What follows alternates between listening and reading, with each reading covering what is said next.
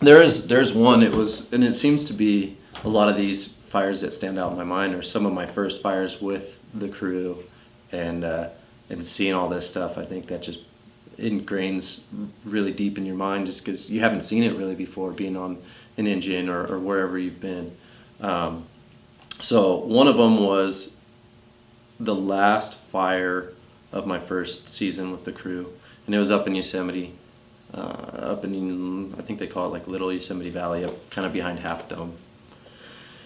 And right off the bat, we got to fly in over the valley and got to loop around the top of Half Dome, and then just land right behind Half Dome. And that was just, to me, I think maybe I had one other helicopter flight before that. So just to have that one was just, I think, ingrained really deep in my mind. And then just that whole fire we had.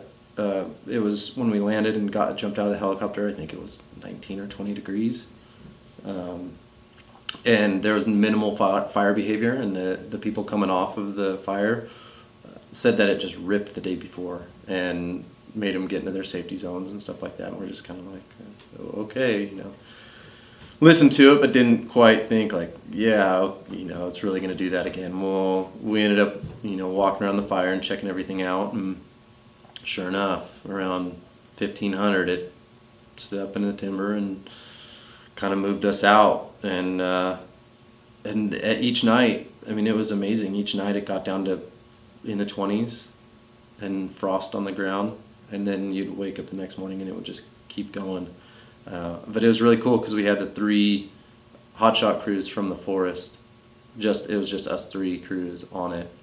And so it was really kind of fun just working with all of them, and it just being us up there and definitely hidden away kind of back up in the hills. And I think we spiked out on that for 5 days or so. And yeah, and it was just a fun trip, especially to kind of end the season with that was really fun.